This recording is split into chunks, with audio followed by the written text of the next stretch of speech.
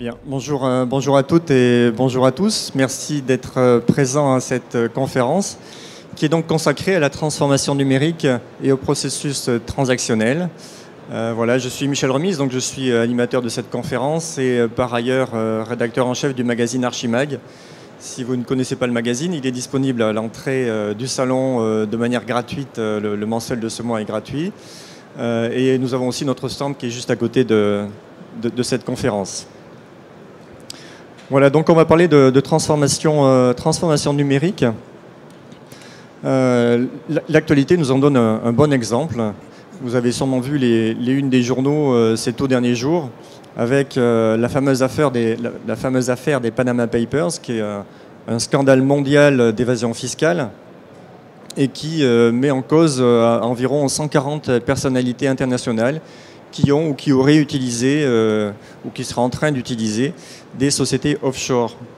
À côté de la polémique, ce qui est intéressant de voir, c'est qu'en fait, c'est une affaire qui est assez symptomatique de ce qui peut se passer au niveau documentaire aujourd'hui, puisque sont en cause des millions de documents. Il y a, si je ne me trompe pas, 11,5 millions de données ou de documents qui sont à l'origine de cette affaire. Ce sont des documents qui ont été détournés, manifestement. Donc, se pose la question de l'accès et de la sécurité. Et voilà, ce sont aussi des documents qui ont circulé, puisque ce sont pas moins de 109 médias internationaux qui se sont mis au travail pour un petit peu savoir ce qu'ils pouvaient tirer de cette masse documentaire, l'analyser, la traiter et ensuite la mettre en valeur. Voilà, ben, ça va être exactement l'objet de cette conférence. Pas de traiter les Panama Papers, mais de voir l'aspect documentaire de tout ce qui peut se passer aujourd'hui. Et donc, pour traiter cette question-là, j'ai à mes côtés tout d'abord Dominique L'Hôpital, qui a exercé une grande partie de sa carrière chez des constructeurs et des éditeurs informatiques et qui a occupé successivement des fonctions techniques, marketing et commerciales et managériales et qui, en 2009, a créé Arxis Software, qui est une filiale de la SS2I française Infotel, spécialisée dans le data management et la préservation de l'information à long terme. Et Pierre Fuseau qui, en 1985, a créé le groupe Cerda, qui possède le magazine Archimag, pour parenthèse. Voilà, et Pierre Fuseau qui mène notamment des missions orientées sur l'archivage électronique, le records management et la gouvernance de l'information. Pierre Fuseau est aussi depuis 1996 dans la normalisation AFNOR et ISO et il préside aujourd'hui la Commission nationale de l'informatique, la Commission nationale information et documentation, la fameuse CN46. Voilà, pour traiter cette question, le thème d'aujourd'hui, on est ensemble pendant 3 quarts d'heure. On va dérouler 3 thèmes successifs. On va d'abord s'intéresser à la question de l'accès à l'information, pour voir ensuite tout ce qui gravite autour d'une notion clé qui est celle du cycle de vie des données et du document. Et puis le 3e thème sera le recours aux outils de conservation. Entre chaque thème, n'hésitez pas à poser vos questions. Il suffit de lever la main, voilà, et on essaiera d'être le plus interactif possible. Voilà, un petit changement de slide simplement. Et puis, je peux peut-être d'abord passer la parole à Dominique L'Hôpital afin qu'il présente un petit peu davantage sa société.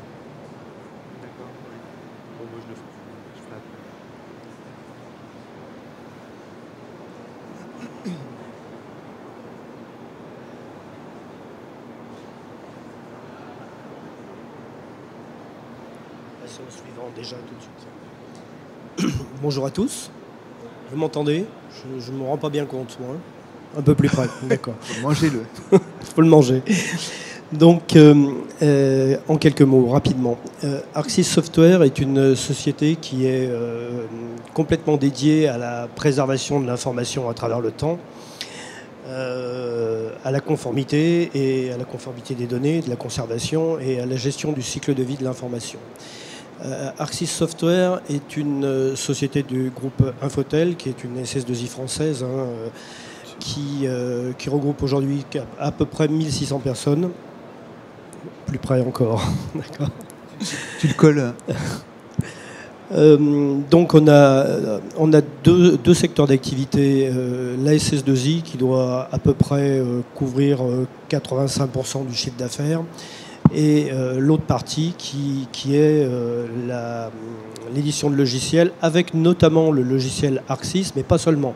C'est-à-dire qu'il ne faut pas conclure que 15% du chiffre d'affaires est généré par ArcSys. Ce n'est pas vrai. Nous avons pas mal de logiciels qui sont revendus notamment par IBM dans le monde entier. Voilà pour la société.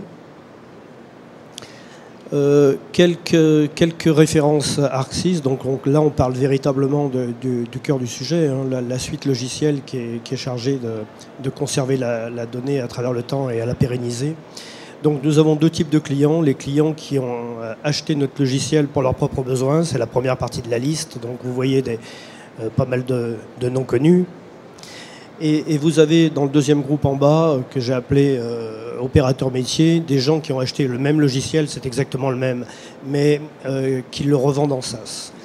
Donc pour revenir à notre métier, nous sommes éditeurs de logiciels, nous ne sommes absolument pas revendeurs de solutions en SaaS dans la mesure où certains de nos clients le font.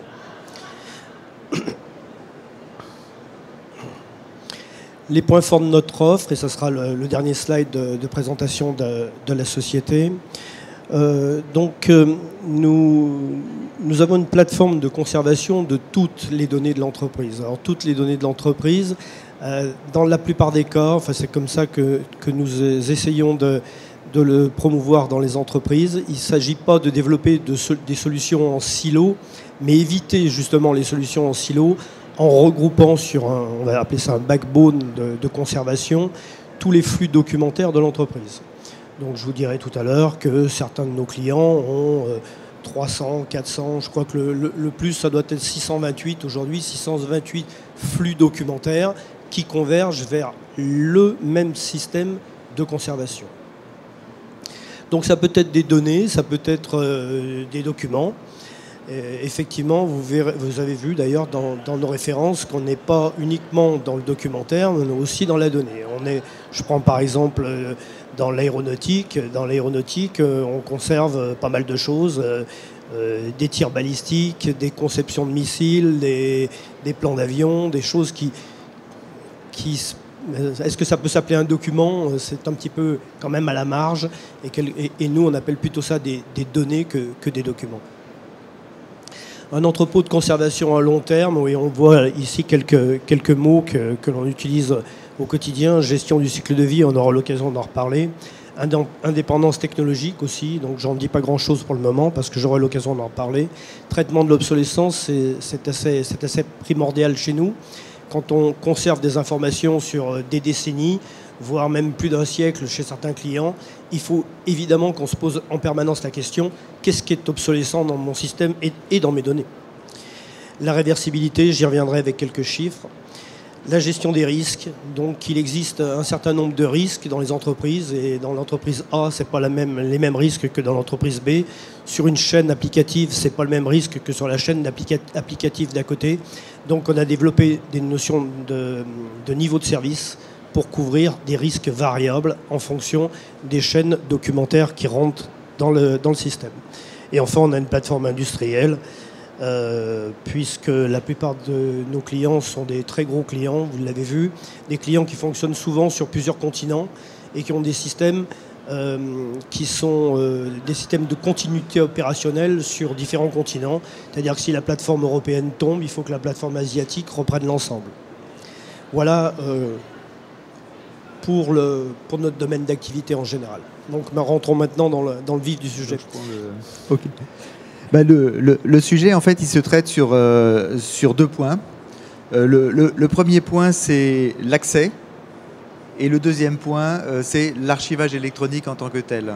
Alors, sur le premier point, il y a des personnes qui ont assisté effectivement à une autre conférence. On a publié le 5e rapport du groupe CERDA Lab sur la gouvernance de l'information. Et ce que disent les 250 entreprises et collectivités et services publics qui ont exprimé comment ils mettent en place cette gouvernance de l'information, c'est d'abord à 83% pour organiser l'accès et le partage de l'information. Donc là, on a une vraie problématique d'accès et d'accès avec beaucoup d'exigences. Avant, c'était l'archiviste qui avait effectivement l'accès, le droit d'accès. Aujourd'hui, tout utilisateur ne comprendra plus, ne comprend plus, n'aurait plus du tout compris qu'on lui demande d'attendre quelques instants, quelques minutes, etc. Donc là, c'est vraiment une expression extrêmement forte de « j'ai besoin ». La deuxième chose, c'est que, toujours dans cette réponse à ce rapport de gouvernance, c'est que le premier défi, qui était à 31% des expressions d'enquête en fait, l'année dernière, est monté à 57%. Donc, il n'a pas tout à fait doublé, mais il a presque doublé. Donc, pour répondre en fait, à cette problématique, on a la problématique d'un archivage électronique. C'est la première fois qu'on voit l'archivage électronique remonter de manière aussi forte pour pouvoir gérer et maîtriser l'information.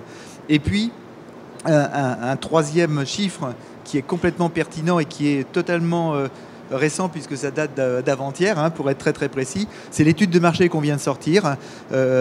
L'archivage, le secteur de l'archivage, aujourd'hui c'est 1 milliard d'euros par an. Et l'archivage électronique pèse à peu près 350 millions. Et il y a chaque année à peu près 8% d'augmentation. 8%. Je pense que vous avez peut-être en tête tout le secteur de l'informatique qui est une croissance de 1,1%. Donc là, 8%, le sujet, il est vraiment là, quoi, en fait. Le sujet de conservation, le sujet d'accès, voilà les deux vrais sujets. Alors, archivage électronique, est-ce que, dans quel sens les gens comprennent le terme? Est-ce que d'entrée de jeu, ils le placent à un très haut niveau, ou alors est-ce que pour eux, archivage électronique, ça veut simplement dire je stocke sur un disque dur ou je stocke dans le cloud? À l'origine, de toute façon, quand on pose la question, c'est j'ai besoin de conserver, j'ai besoin de retrouver, et j'ai besoin de retrouver au bout d'un temps certain, soit réglementaire, soit patrimonial. Donc, de toute façon, c'est ça. Le sujet de comment, quoi, par qui, etc., c'est pas le sujet de l'utilisateur. L'utilisateur, il veut sa requête, que ça réponde rapidement et que le document soit lisible et qu'il soit assez authentique si possible, parce que lorsque le juge en a besoin, il doit effectivement faire preuve.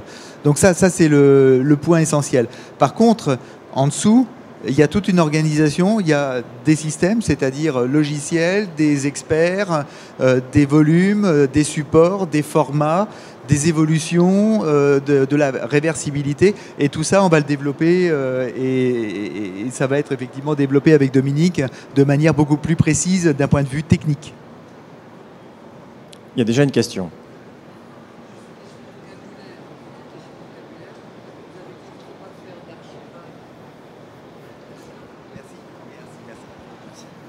C'est juste une petite question de vocabulaire. Vous disiez avant qu'il ne fallait pas faire d'archivage en silo, ou du moins c'est pas ce qui était souhaitable. Je voulais juste savoir la définition, parce que je ne sais pas ce que ça veut dire. D'accord. On peut répondre rapidement, oui, même si on aura l'occasion d'en parler. Il y a quelques années, effectivement, les projets étaient menés en silo, c'est-à-dire au niveau d'un département, au niveau d'un service, et ne se préoccupaient pas du fait que dans un autre service à côté, dans un autre département, on avait également peu ou prou le même besoin. On consacrait en fait un projet, une ligne budgétaire aux besoins de son propre département. Or, on s'aperçoit que conserver de l'information, ce n'est pas une problématique d'un département, c'est une problématique souvent d'entreprise. Et qu'à tous les étages dans l'entreprise, tout le monde a le même besoin. Et autant en faire un projet d'entreprise, ce qui permet souvent de diminuer terriblement les coûts. Je reviens un peu sur l'accès et sur les nouvelles tendances. On parle d'accélération, de nouvelles technologies, de nouvelles habitudes. Comment vous percevez ça ? Alors j'ai un petit slide pour évoquer la problématique. L'évolution des accès. Donc, ce que je voulais représenter d'abord sur la gauche, c'est que notre métier est vraiment au carrefour de différentes problématiques. La couverture du risque. Pourquoi les gens conservent de l'information ? Si s'il pouvait l'éliminer, il le ferait bien volontiers. C'est souvent parce qu'il y a un risque qui est associé à ça. Alors après, ça dépend du métier. Le risque il peut être juridique, il l'est quand même souvent, et quelle que soit la profession. Il peut être patrimonial, de conserver le savoir-faire de son entreprise, tout simplement. Il peut être... il y a énormément de raisons. Mais souvent, ce qui est sous-tendu derrière un projet de conservation, c'est la couverture d'un risque. Et on s'aperçoit que quand il y a un risque, en général, les projets vont beaucoup plus vite que quand il n'y a pas eu de risque identifié. La deuxième chose, c'est la préservation de l'information, hein, qui devient de plus en plus une préoccupation maintenant. Naguère, on avait tendance un petit peu à dire finalement après moi le déluge. Aujourd'hui, on est quand même conscient du fait que on travaille sur de l'information, qu'il y a lieu de le passer aux gens qui viendront travailler après nous sur des dossiers. Enfin, c'est beaucoup plus pris en compte dans l'entreprise qu'il y a quelques années. La troisième chose est évidemment les exigences métiers, les maîtrises d'ouvrage qui disent véritablement de quoi ils ont besoin, de quelles fonctionnalités ils ont besoin dans le système. Donc cette consolidation versus le fonctionnement en silo nous a conduit dans les années qui viennent de passer à avoir des volumétries de plus en plus fortes. Effectivement, quand on additionne comme on dit, les petits ruisseaux font les grandes rivières, tout simplement. Donc l'explosion des volumétries, c'est quelque chose qu'on a déjà vu. Par contre, ce que l'on voit maintenant, c'est le fait que à travers des nouveaux besoins, des nouveaux services, à travers la volonté de réduire les coûts, ce qui oblige à reconcevoir d'autres systèmes, de réduire également le time to market, on arrive à avoir des systèmes qui sont de plus en plus soumis à de la consultation d'informations. Pour donner quelques chiffres, pour illustrer les propos, aujourd'hui, les systèmes les plus actifs que l'on ait, en matière de consultation, on arrive à peu près à avoir 2000 consultations secondes. Ça se voyait absolument pas il y a quelques années, ce genre de choses. Donc aujourd'hui, pour tenir des stress comme ça, des niveaux transactionnels comme ça, il est évident qu'il faut revoir complètement l'architecture et il faut raisonner en matière de performance, d'agilité, d'évolutivité d'un système. Donc ça c'est véritablement quelque chose de récent, c'est tout transactionnel et on constate ça un peu partout. On le constate, alors on l'a constaté d'abord dans le monde des télécoms. On l'a constaté ensuite chez les énergéticiens. On le trouve maintenant avec 2 ans de retard dans les banques, mais c'est quelque chose qui fait son chemin. Le fait de vouloir délivrer de l'information, non plus en interne, mais aller jusqu'au client final. On est passé dans un monde qui faisait du B2C, du B2B à un monde qui fait du B2C, et on veut pousser l'information jusqu'au client final, jusqu'au consommateur, jusqu'au client. Et donc par là même, on augmente le taux transactionnel puisqu'on pousse des informations tout simplement à travers nos téléphones portables, à travers des portails web, à travers des conseillers clientèle, et ainsi de suite, et qui font augmenter les taux transactionnels.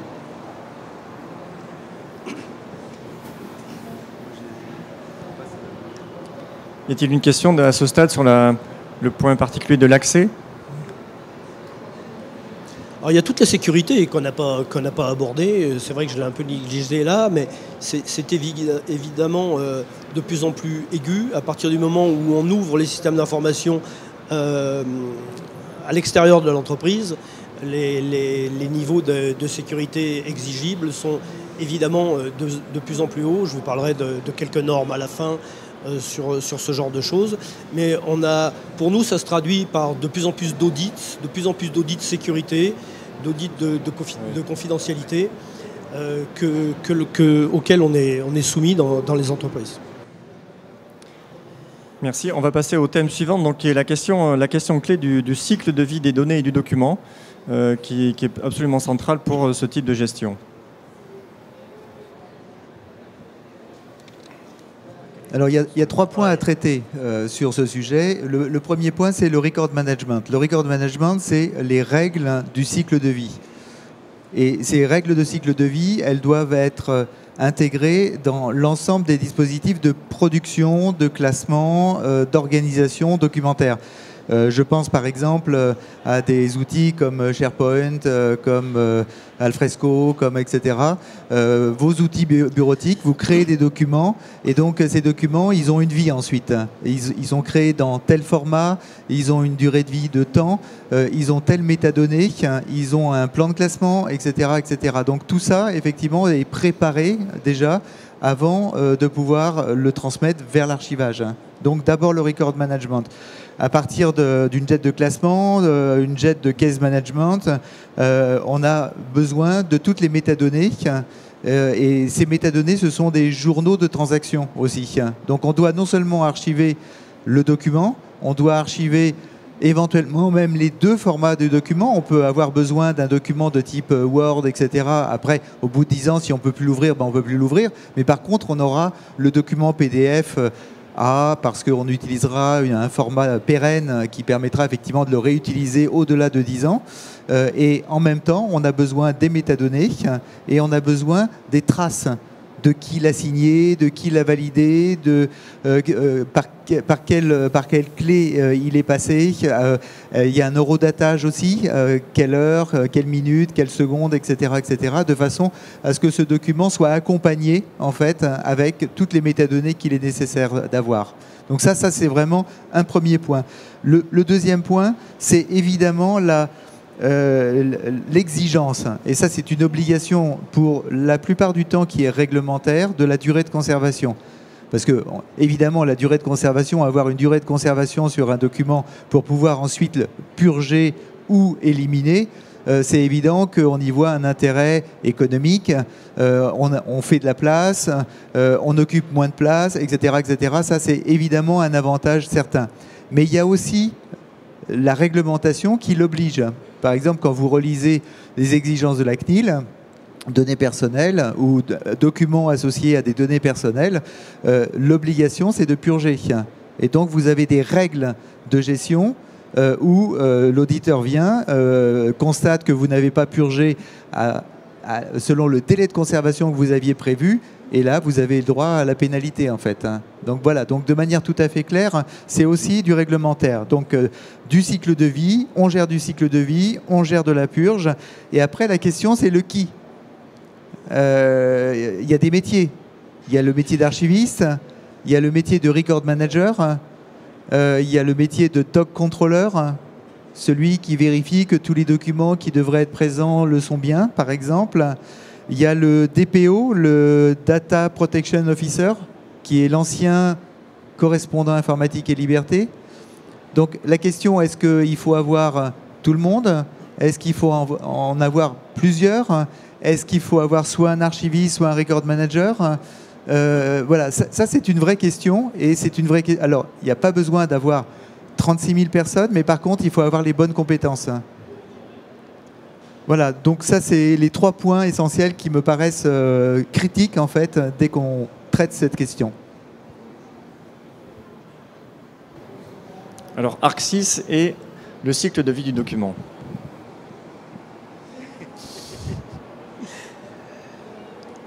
Alors, ArcSys, c'est le cycle de vie du document.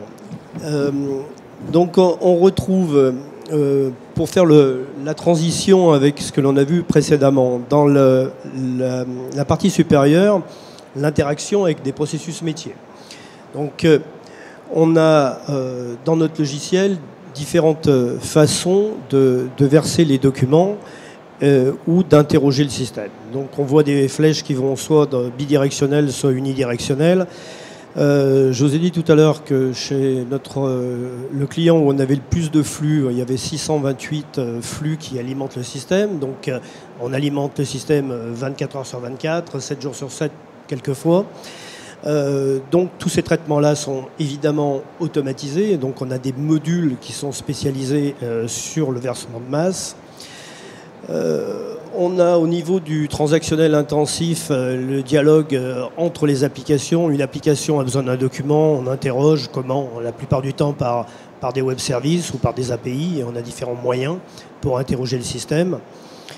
Et une flèche qui va dans l'autre sens, qui nous semble très importante, je vous en ai déjà touché 2 mots tout à l'heure, c'est la réversibilité. En fait, ce que l'on constate quand même, c'est que la plupart des gens qui conçoivent des systèmes d'archivage ne se soucient pas suffisamment, à notre avis, de la réversibilité. Pour illustrer ce cas, je vous donnerai un chiffre, sans citer le client évidemment, d'un système que l'on a remplacé par Arxis il y a assez peu de temps. Et pour sortir de l'ancien système, ça a demandé au client 1900 jours de prestations. Donc 1900 jours de prestations, ça représente aux alentours d'1 million d'euros. Donc pour sortir de son système, voilà un client qui a payé 1 million d'euros. Il avait toujours rien acheté chez nous, mais simplement sortir du système précédent. Voilà exactement ce qui peut arriver quand on ne se soucie pas de la réversibilité. En fait, quand on choisit un système, il faut en même temps choisir comment on va en sortir. En même temps, c'est peut-être paradoxal, mais c'est absolument fondamental. Si on ne veut pas que ce soit ruineux à terme, il faut s'en soucier tout de suite. Il y a beaucoup de produits sur le marché qui sont construits comme des entonnoirs. Donc, pas besoin de vous expliquer comment on y rentre. Par contre, pour trouver la sortie, c'est toujours particulièrement difficile. C'est volontaire, évidemment. Quand on essaye de ne pas fournir de moyens aux clients pour en sortir, on a plus de chances de rester en place. C'est évidemment un élément de la stratégie, mais c'est quelque part gruger, entre guillemets, le client, et je vous conseillerais toujours de faire attention à ce genre de choses. Donc nous, on a des utilitaires de réversibilité de masse que l'on livre au moment où l'on livre le produit. C'est-à-dire que dès qu'on arrive chez notre client, on lui donne déjà les moyens de nous mettre dehors. Et ça nous semble très important. Alors ça, c'est pas le cycle de vie, mais c'est les moyens transactionnels au-dessus de notre produit. Alors notre produit, vous avez vu, je l'ai organisé comme une flèche de gauche à droite. Effectivement, notre produit gère tout le cycle de vie de la donnée. Je vais y revenir. Autre point important, c'est la brique basse, c'est l'indépendance technologique. Là aussi, on n'y fait pas assez attention, mais un système d'archivage, de conservation de la donnée dans une entreprise, il n'est pas conçu pour 3 ans. Or, la durée de vie d'une technologie, c'est à peu près 3, 4, 5 ans au maximum. Ce qui veut dire que si on monte un système pour 30 ans, on va changer 5, 6 fois, 7 fois de technologie. Il faut que ce soit faisable. Donc là, attention aussi à faire attention que les systèmes ne soient pas appuyés sur tel OS, tel API, tel middleware même qui serait caché dans le système. Non, on doit faire très attention à ça. Alors j'en viens maintenant au propos, le cycle de vie de la donnée. Donc il y a différentes briques, donc je ne vais pas vous parler de toutes les briques parce que ça serait assez long, c'est vraiment le cœur du système, la gestion du cycle de vie. Hein. Donc il y a un certain nombre de briques de capture avec des fonctionnalités. Hein. J'ai mis des grandes fonctionnalités. Alors unicité du document, il faut s'assurer effectivement quand un document rentre qu'il n'ait pas déjà été rentré avant par quelqu'un d'autre, ainsi de suite. Tout type de format.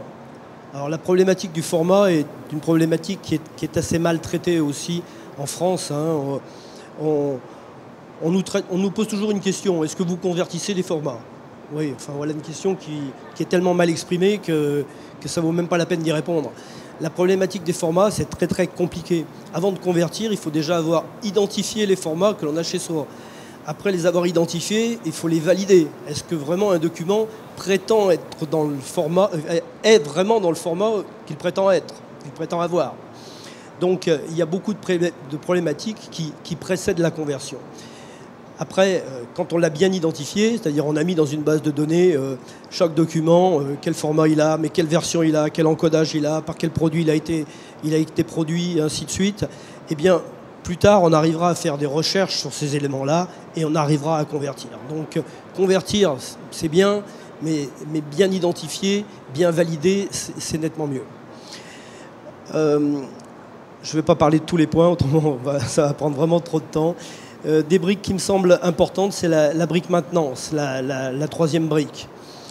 Encore une fois, quand on monte un système, on le monte pour une très très longue durée, normalement. Hein. Nous, beaucoup de nos clients ont maintenant un recul de plus de 10 ans et ils ne parlent absolument pas de nous remplacer, parce qu'un système d'archivage, c'est très difficile à remplacer. Hein. Donc il vaut mieux faire le bon choix tout de suite et ne pas avoir à le remplacer plus tard.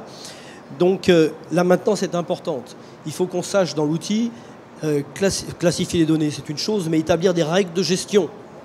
Hein. J'ai parlé tout à l'heure de jusqu'à 628 applications qui attaquent le système. Il est évident que ces applications ont probablement des documents différents, des cycles de vie différents, des durées de conservation différents, des disponibilités différentes, des valeurs probantes ou pas, ainsi de suite. On ne va pas faire une valeur probante où on aligne tout par le haut, c'est pas comme ça que ça se passe. Des contrôles qualité, des contrôles de support. Mes supports sont-ils toujours lisibles? Là, une problématique importante. Je n'ai pas lu mon information depuis 14 ans. Si je tentais de la lire, est-ce que j'arriverais à accéder à la donnée? Voilà une bonne question. Donc notre produit, ça le fait tout seul en tâche de fond. Obsolescence des signatures. Alors, on nous parle beaucoup de signatures électroniques à notre époque. On parle peut-être un petit peu moins du fait qu'une signature a une validité. Et que fait-on quand cette date de validité est dépassée, par exemple? Donc ça, c'est le genre de choses que l'on fait automatiquement aussi. C'est-à-dire que pour nous, dans un système de conservation de l'information, il y a un grand nombre de process qui sont complètement automatisés, qui passent souvent de nuit ou le week-end, et qui solutionnent automatiquement les principaux problèmes. Donc obsolescence des formats, oui, les formats qui sont chez moi, sont-ils obsolescents ou pas? S'ils sont obsolescents, il faut faire quelque chose. Donc ça, c'est des problématiques que l'on peut traiter automatiquement aussi. La continuité de service. Je vous ai parlé tout à l'heure de services qui seraient disponibles sur différentes plateformes à travers le monde et que s'assurer que tout soit toujours disponible et qu'en cas d'incident, on bascule bien sur la plateforme d'à côté.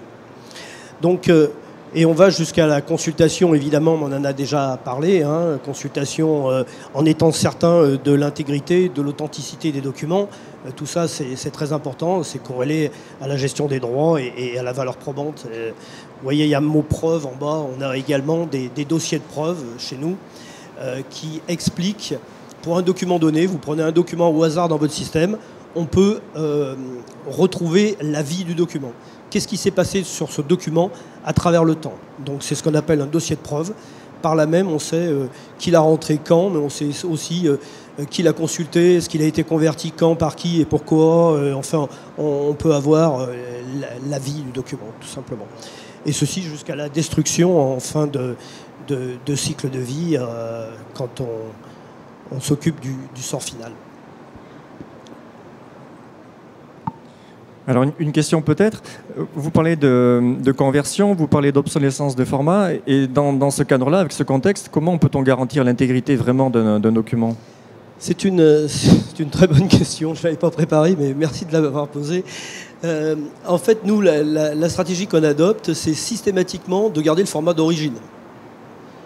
Et on laisse le choix aux clients de garder les formats successifs, voire même plusieurs formats successifs, s'il y a plusieurs formats successifs. Alors tout ça a un impact sur le coût, et c'est évident, hein, d'où le fait qu'il vaut mieux choisir des formats pérennes dès l'origine, plutôt que ce que l'on voit souvent, c'est des gens qui nous demandent des fonctionnalités de conversion en entrée, par exemple. Alors la conversion en entrée est quelque chose qui, a priori, est déjà complètement ridicule, quoi. Parce qu'on n'a pas reçu le document depuis 10 millisecondes qu'il faut déjà le convertir. Alors il aurait peut-être mieux valu s'interroger en amont sur savoir quel était le bon format. Parce que dans la stratégie dont je viens vous parler, si vous me transférez, je sais pas, un document, je prends n'importe quoi, un document .docx par exemple, vous allez peut-être déjà me demander de le convertir en PDFA, j'en sais rien, peu importe, il y a des outils pour ça. Ça va nous obliger, nous, à conserver le docx, puisque c'est ce que vous m'avez remis, et donc je me dois de conserver ce que vous m'avez remis, plus le PDF que j'ai converti. Donc déjà, dès l'origine, je n'ai pas un document à conserver, j'en ai deux. Donc comment gérer l'intégrité? Nous, on gère l'intégrité de tous les documents séparément. Donc s'il y a différentes générations du document, on ne va pas parler de version, mais plutôt de génération, avec différents formats, on va gérer l'intégrité de ces différents formats. Et donc en cas de contestation, par exemple, on pourra remonter même au document d'origine si on n'est pas d'accord sur une conversion. C'est un cas qui peut se poser, hein, parce qu'il y a des outils de conversion, il n'y a qu'à utiliser 2 outils différents pour se rendre compte que le fichier en sortie n'a pas la même taille, ce qui est bien la preuve que la conversion n'est pas une science exacte. Et donc on peut avoir en juridique éventuellement quelqu'un qui manifesterait un désaccord sur une pièce convertie, et on peut remonter à la pièce d'origine et à la convertir par 1-2 outils si quelqu'un conteste. Donc nous, on gère tous les formats de documents, tous les documents successifs et toute l'intégrité de chacun de ces documents. Alors une question aussi concernant les compétences. Pierre Fuseau parlait tout à l'heure d'interlocuteurs comme un archiviste, un records manager, un document contrôleur. Là, sur toute votre chaîne, entre capture, référentiel, maintenance, consultation, description, vous avez qui en face? À qui vous parlez? Mais c'est très variable. On entend parler d'archiviste, effectivement. Il faut bien savoir que dans toutes les entreprises, il n'y a pas un archiviste. Il y en a où il y en a, puis il y en a où il n'y en a pas. Et record management, c'est pareil. Il y a des entreprises qui ont des record managers, et puis il y a des entreprises qui n'en ont pas. C'est lié... On ne sait même pas trop... C'est souvent l'historique de la société. C'est pas toujours très logique. On peut trouver dans un même domaine, je sais pas, l'assurance par exemple, une société qui aura un record manager et une société qui n'en aurait pas. Donc les interlocuteurs sont assez variés, ce qui est un problème chez nous effectivement, parce qu'il y a des problèmes de culture, à savoir que tout le monde n'emploie pas forcément les mêmes terminologies. Ce qui peut poser des problèmes dans les interfaces graphiques, parce que certains vous contestent des fois un terme et aimeraient en voir un autre à la place. Donc, pour revenir à la question, les interlocuteurs ne sont pas homogènes.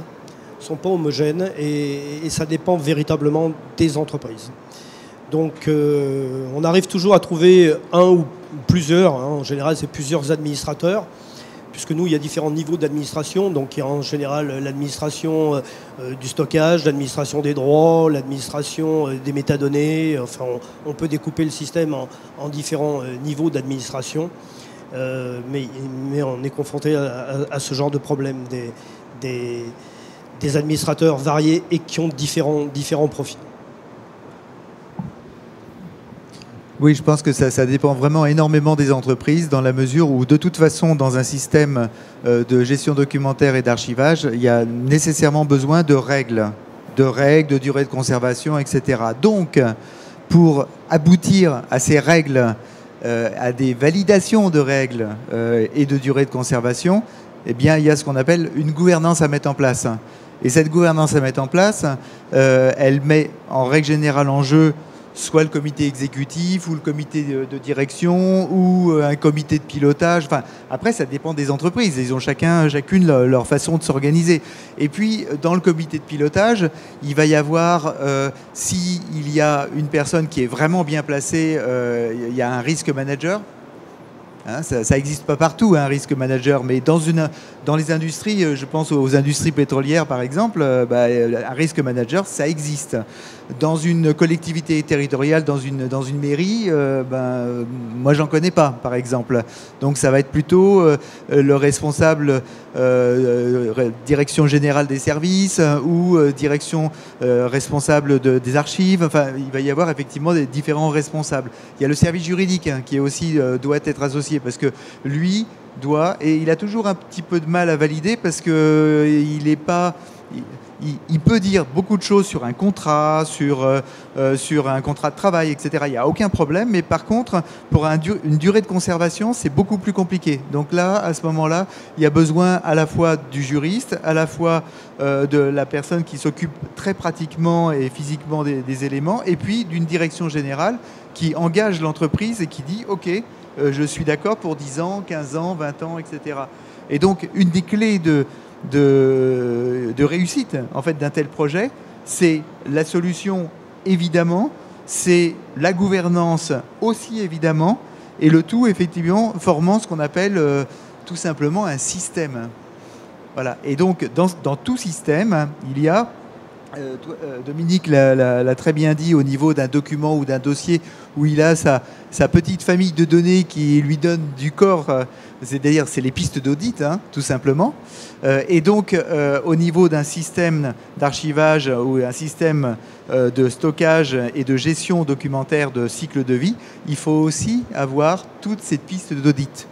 Et donc les pistes d'audit, c'est évidemment les pistes d'audit attachées aux documents, c'est aussi aux actions qui ont été effectuées sur les documents.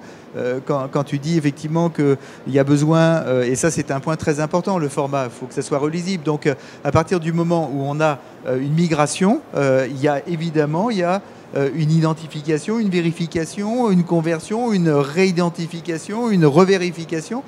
C'est pas je passe en PDFA et puis point barre, c'est fini. C'est pas vrai. Et donc toutes ces opérations, il va y avoir des codes d'erreur ou des demi-erreurs, des erreurs bloquantes comme des erreurs pas bloquantes. Les erreurs pas bloquantes, il n'y a aucun problème. Il sera relisible, mais il y aura simplement une balise qui ne sera pas bien placée, etc.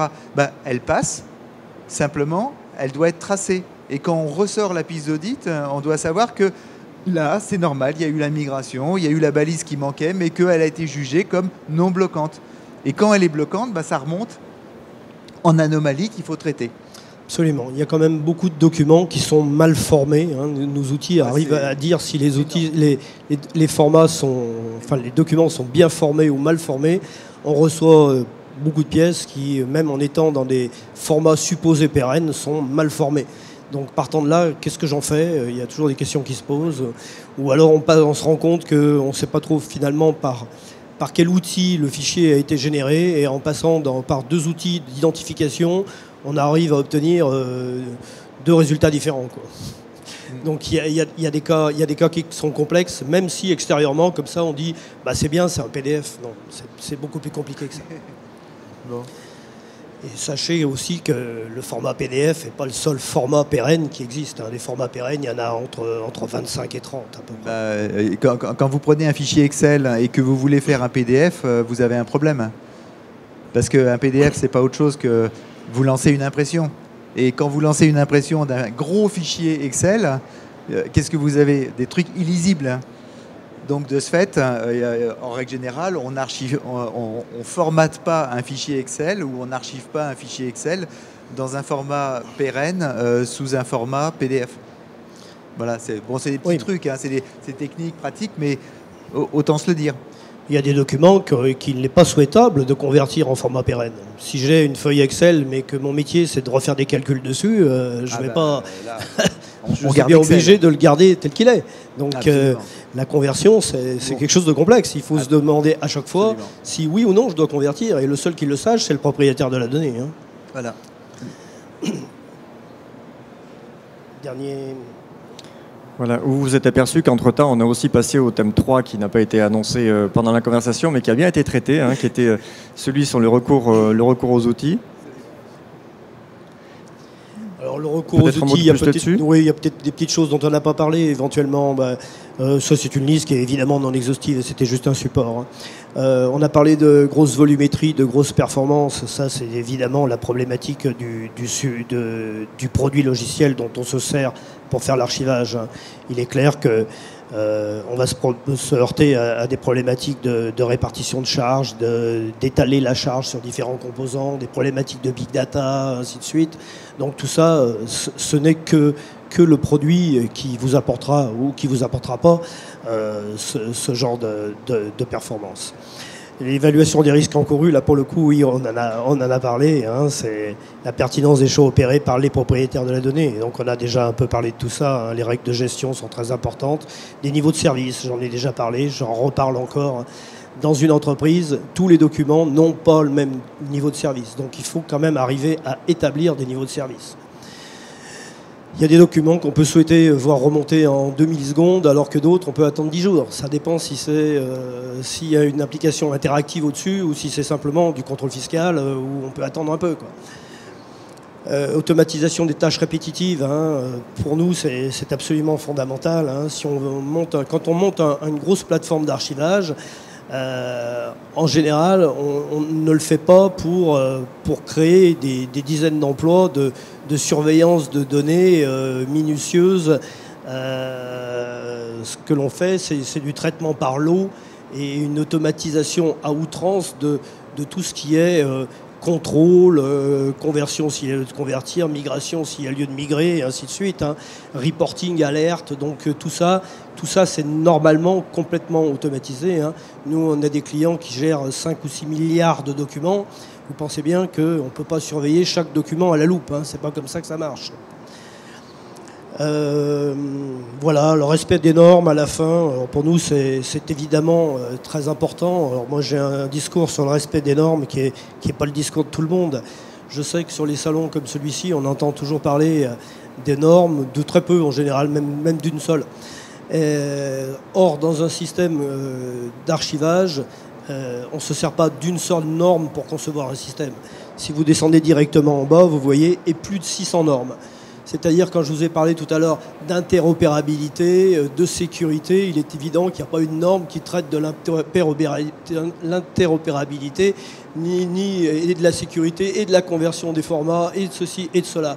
Il y a évidemment des centaines de normes, et moi je déplore toujours qu'on ne parle que d'une, et qu'on oublie qu'en fait, c'est beaucoup plus compliqué que ça. Voilà, donc j'insiste beaucoup sur des normes européennes, parce que je crois beaucoup en l'Europe et je pense que demain le marché sera plus un marché national encore comme il l'est aujourd'hui et qu'il faut parler en normes ISO plus qu'en normes françaises. Merci. Il nous reste une toute petite minute pour prendre une ou deux questions. Si vous... Voilà, il y a un doigt levé là-bas. Je vous apporte le micro. Merci. Ma question s'adresse à Monsieur l'Hôpital. Donc j'ai deux petites questions rapides. D'abord une clarification pour ce qui est de la réversibilité des données. Donc si j'ai bien compris, je suis propriétaire de mes données. Oui. Je confie donc ces données à l'externalisation. Je fais attention. Ou pas. Ce système-là, vous pouvez très bien le concevoir en interne, hein. J'ai volontairement pas parlé d'externalisation ou pas, hein. Un service d'archivage peut très bien être un service internalisé. Ah. Vous n'avez pas d'obligation à externaliser, hein. Faut pas croire ceux qui vous disent vous avez l'obligation à externaliser, pas du tout, hein. Donc si j'ai bien compris, si j'ai mon propre service d'archivage électronique, je ne suis pas concerné par la question. Je suis propriétaire de mes données, je n'ai pas de problème. Oui, enfin, sauf qu'il convient quand même de distinguer les rôles, même au sein d'une même entreprise, sur le propriétaire de la donnée et celui qui gère le système, hein. Il y a bien des notions de rôle à distinguer, de façon à ce que tout le monde... qu'on ne dise pas dans l'entreprise, c'est mes données. Non, c'est pas...